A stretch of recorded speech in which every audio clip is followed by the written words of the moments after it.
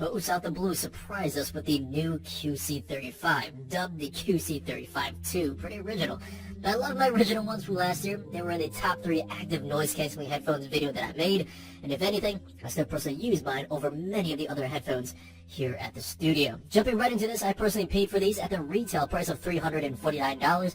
As always, I'll place my links in the video description below. Click on those links, and they'll give you the most updated prices in real time. You never know when these things might go on sale. So without further ado, sit back, relax, and enjoy the content. I'm Jimmy with Jim's Review Room, and I'm here to help you make that purchase decision. Welcome everyone to another review.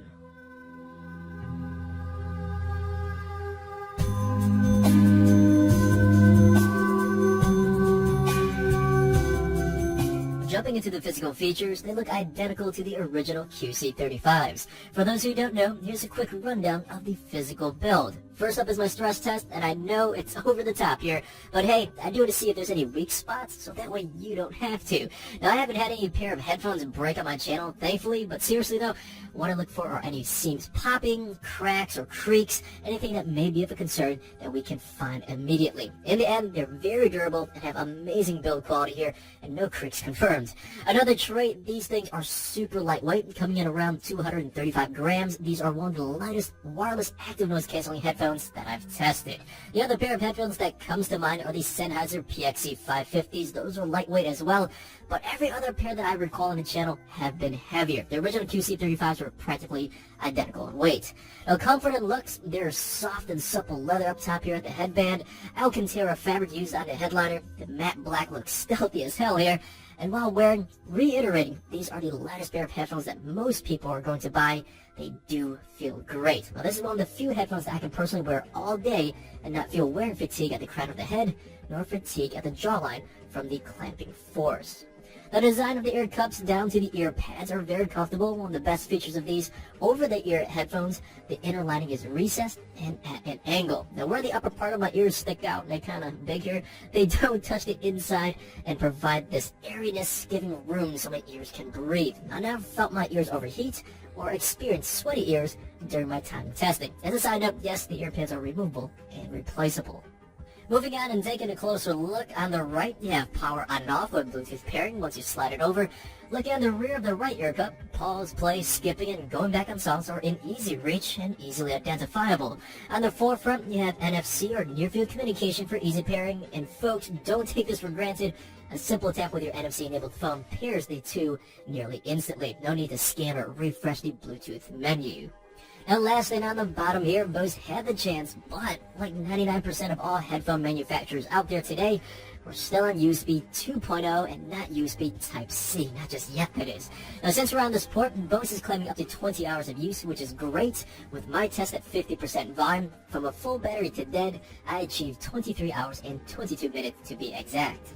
Now, another feature that many overlook, and Apple gets a lot of praise for this and others don't, Bose does have some sort of rapid recharge. If the headphones are dead, recharge them for 15 minutes and you get 2.5 hours of playback.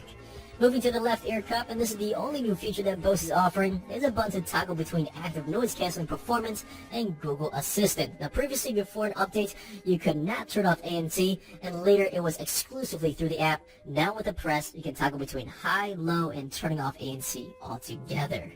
Now, getting deeper into Google Assistant, you tap and hold, speak naturally, and Google Assistant provides conversational responses. It's a convenience to have it here. It works fast, it's smooth, and not getting too deep into Google Assistant since most of you guys, I think, are familiar with it.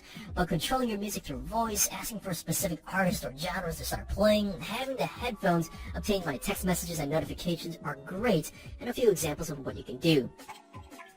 I found a few places within 1.5 miles. The next few showings of Blade Runner 2049 are at 7 p.m., 7:30 p.m., and 9:30 p.m. I like blue, red, yellow, and green.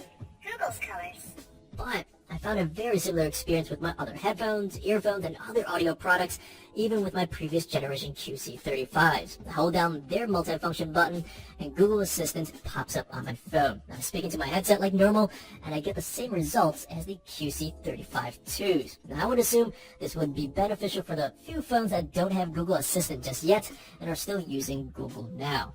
As for Siri, she doesn't work on this new button. However, the multifunction button on the right ear cup can still bring her up.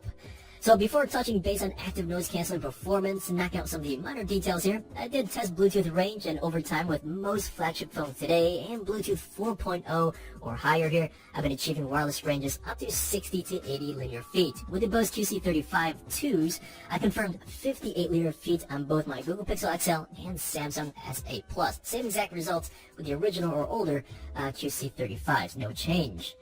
Now regarding phone calls, here's a quick sample for your review. Pay attention if this picks up background noises or not. Hey Adam, can you hear me? Yeah.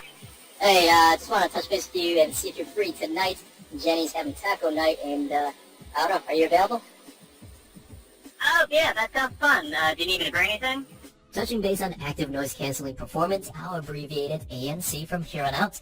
To set up proper expectations, no pair of ANC headphones completely silences your environment. However, some blocks out more than others.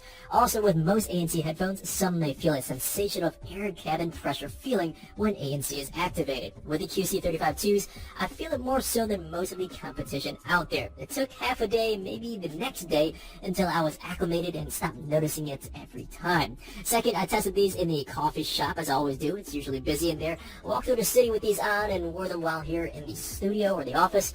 The QC35ii's do block out a lot of your surroundings, more so than majority of the other ANC headphones out there. To give a quick demo, here's a live clip. I'm using professional microphones, and this is possibly one of the best audio tests that you guys can find on YouTube right now. I implore you for you to put on earphones or headphones for the best audio experience. Please like and subscribe to help support my work.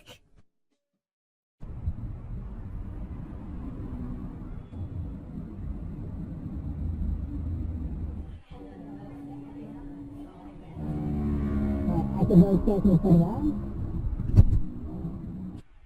100%.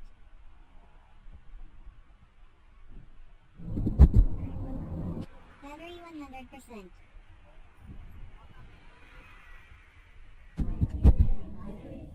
Battery 100%. Connected to Tyler's SAMSUNGSA. There you go.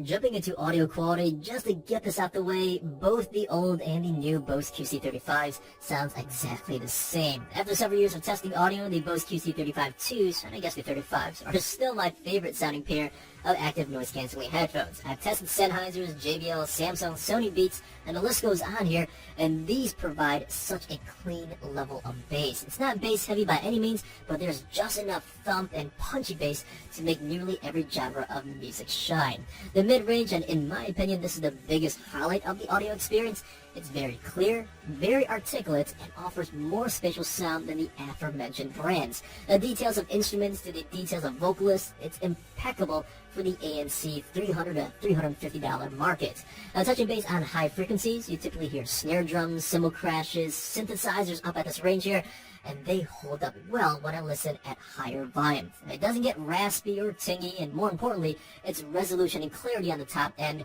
remains intact, more so than other headphones that I've tested. Now, if you own the original ones, your call here, but in my personal humble opinion, there's absolutely no reason at all to take a hit or a loss on money by selling your old QC35s and buying the new QC35ii. If anything, for me, it was an excuse to buy the black models and replace my silver ones.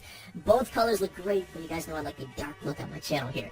So if you don't own any of these, get them, or at least try the active noise canceling performance. It is surreal. Come back to my channel then and let me know your thoughts in the comments.